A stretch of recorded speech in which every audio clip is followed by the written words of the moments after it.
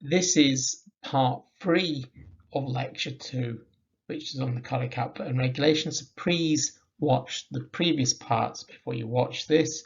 It will make more sense.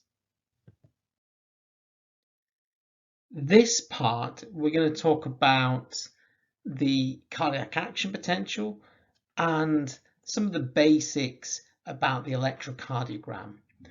Remembering that we're going to have an LT, lab tutor session, about this as well.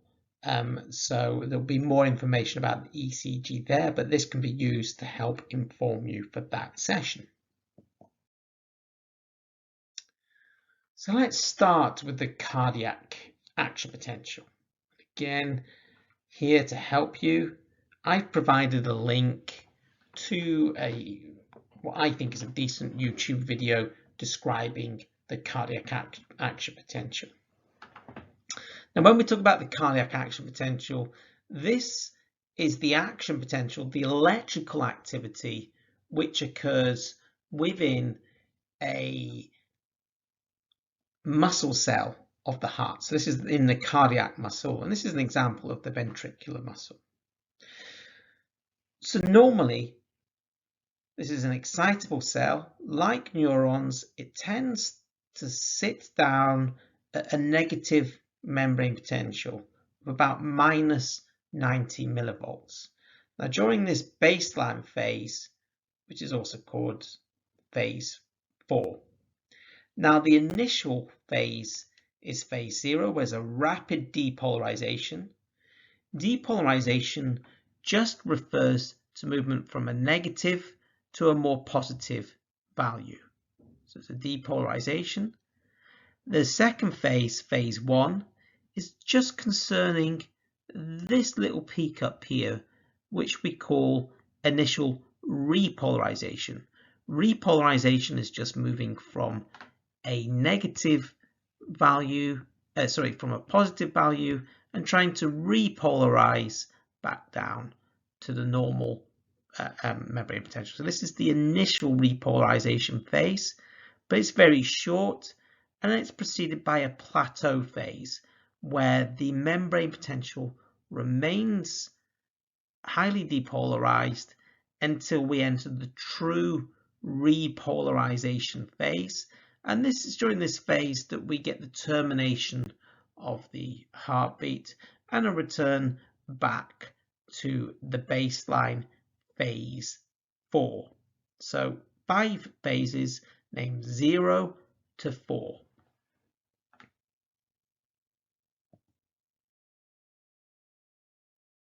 So as I've already mentioned, it's ionic fluxes that underlie the phases of the cardiac action potential.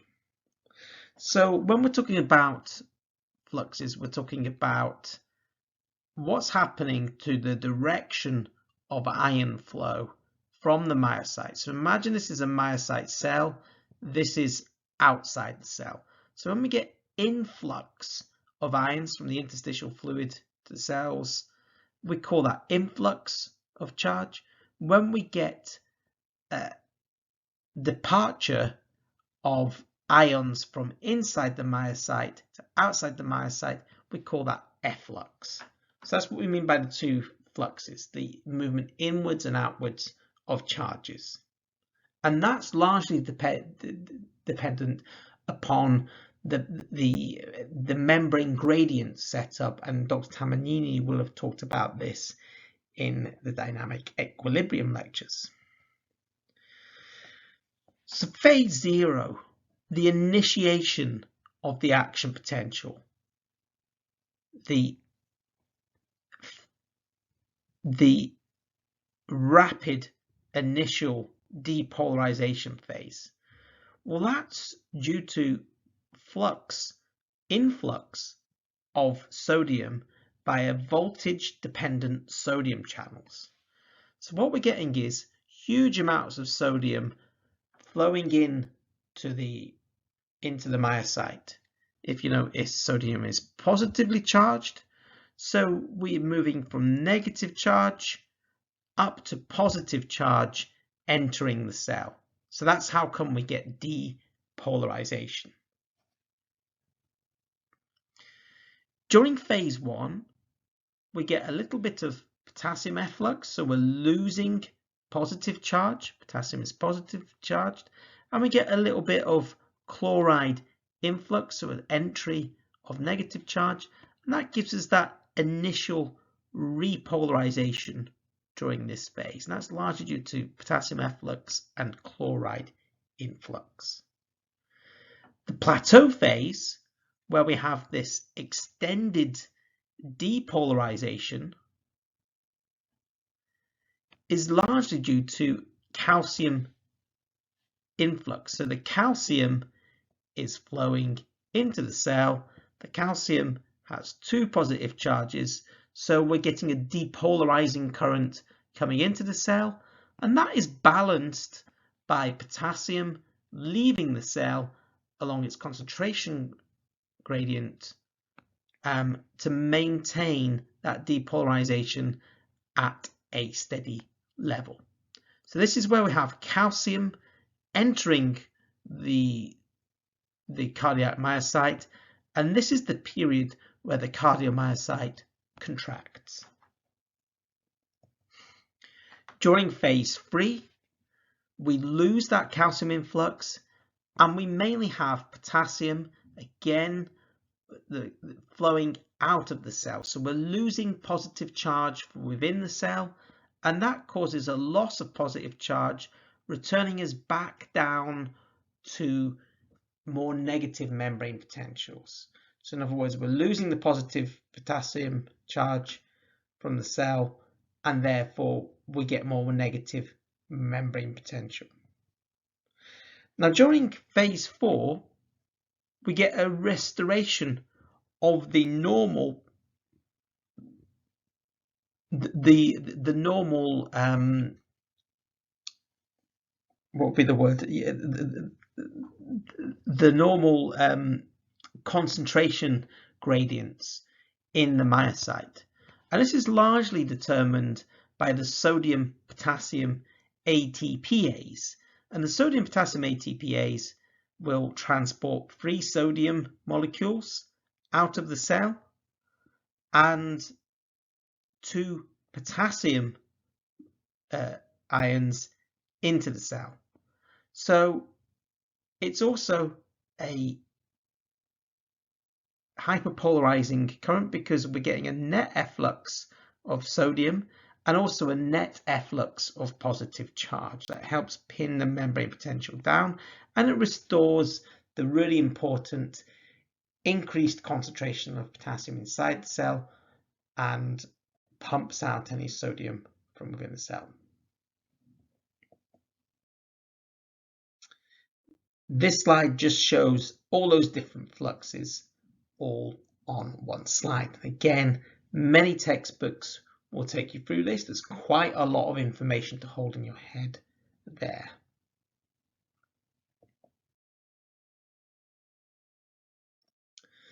Now, the other thing that you may have heard before, and is largely down to the properties of the channels and that are involved in the initiation of the cardiac action potential, the sodium channels involved in phase 0, they also determine the refractory period of the heart, because these channels rapidly inactivate, and during phase 1 and phase 2 of the action potential, they remain inactivated, so they cannot open again and cause another depolarization. So this limits the maximum possible contractile rate, because we need to go through phase 1 and phase 2 and most of phase 3 before it becomes possible for these sodium channels to be activated again. Now during phase 3, these sodium channels begin to recover from inactivation, and round about when the membrane potential, bearing in mind it's normally resting membrane potential is normally about minus 90 millivolts, from about minus 50 millivolts achieved during phase 3, that's when another action potential could potentially occur. I'm just going to draw that in there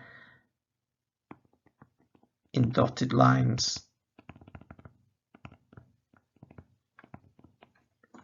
to show that that's when it could potentially happen, but it's very difficult for it to occur. You need a very strong signal to trigger another action potential in this phase. So we call this the relative refractory period, because while it is possible to initiate another heartbeat during this period, you need a very large stimulus to do so.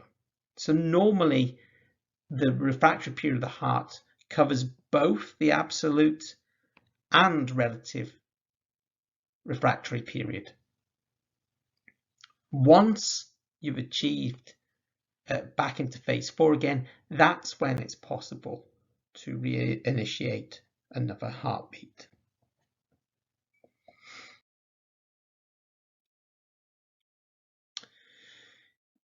If we now then look to the pacemaker cells, bear in mind we're now talking about pacemaker cells. So if you remember, the sinoatrial node and the atrioventricular node are the two pacemaker cell types in the heart. It is the sinoatrial node that dictates the normal heart rate. And what you can see is, if we compare, what we can see is that, if the action potential in the sinoatrial node and atrioventricular node is different, it involves calcium influx, and the action potential threshold is much higher than in the muscle cell. So it needs to reach about -45 millivolts instead of -65 muscle to initiate the action potential. And the slower upstroke of action potential gives you a slower conduction type. And again, this is L-type calcium channels that are involved in this process. And we also have what we call the pacemaker potential. And this is due to the IF current, which literally stands for the funny current, and that destabilizes this baseline. So this phase of the pacemaker action potential is unsteady because there's constant influx of positive charge, which will then go on to trigger another action potential. And once that happens, you get another action potential occurring. And that means the pacemaker cells literally set their own pace due to this unstable baseline. I'm just showing you here the ventricular muscle action potential as a comparator. Here you can see the very different shape between the two action potentials. Just highlight that.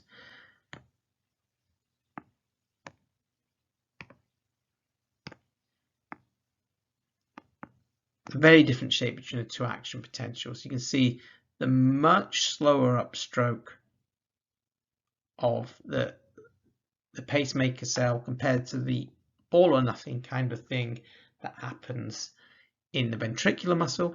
You also see that unsteady baseline, which gives us the pacemaker current, and the baseline in the muscular cell is pinned down to -90 or thereabouts.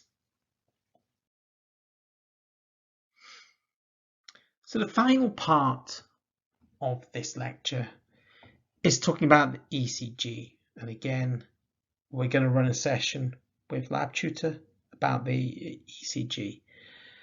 Basically, it's an algorithm, a mathematical model based on recording currents from different parts of the heart in different parts of the body. And what that in essence means that we're looking at the electrical activity recorded from the heart from various different angles. And we do that by placing electrodes at various places around the body. So in a medical diagnostic ECG, you'll replace 1, 2, 3, 4, 5, 6 electrodes across the chest, and also another 4 electrodes around the body.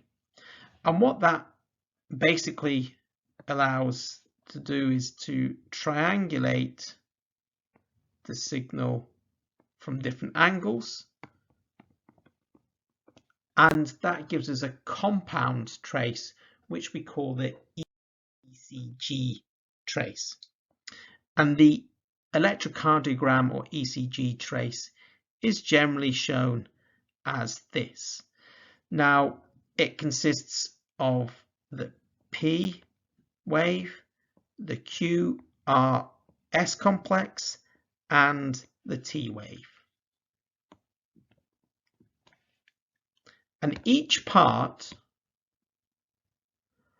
of the action potential or the electrocardiogram corresponds to action potentials in different parts of the heart. So the P wave here, P wave corresponds to atrial depolarization. So in essence, the P wave is showing you depolarization of the muscle in the atria. The QRS complex is showing you this depolarization of the ventricular muscle. And it's a much bigger signal because there's much more muscle in the ventricles, and therefore the signal is much larger.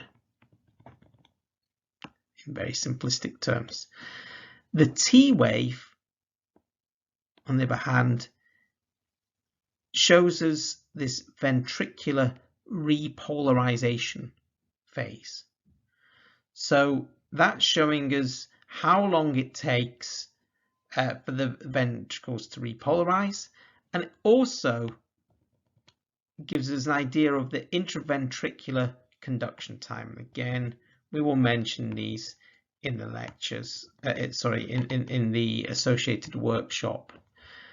And it's worth bearing in mind that some of these intervals, like the P to R interval, so the P to R, this interval here, that corresponds from conduction time from the atria to the ventricles, and the Q to T interval, again, can be measured in different ways, and we'll go across how that's measured.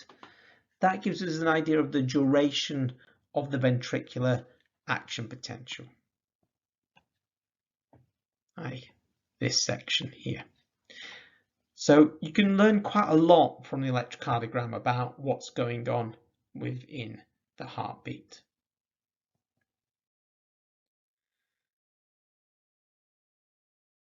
It's also worth bearing in mind that the cardiac action potential, and this is just another slide to illustrate that it varies in different regions of the heart. I'm not going to go through this because it's very similar to the slide that I've already shown you. This is just a separate slide that I've included in your deck of slides to show a different representation of where different things are happening within the heart. What is the ECG used for?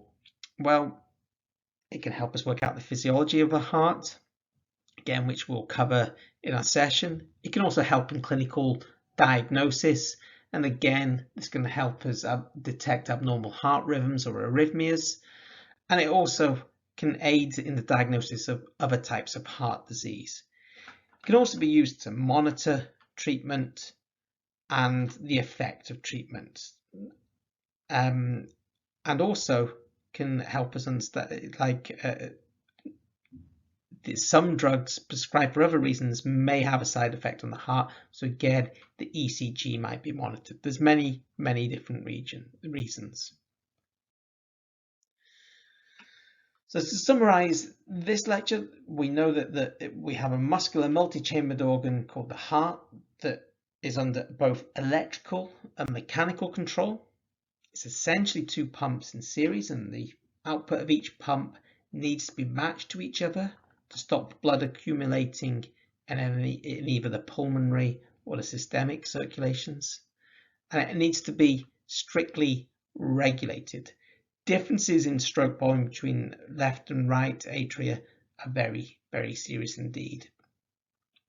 The driving force for this whole cardiac cycle is the cardiac action potential, and we've discussed the pacemaker potentials in detail as well. And all of that can be recorded in the ECG trace.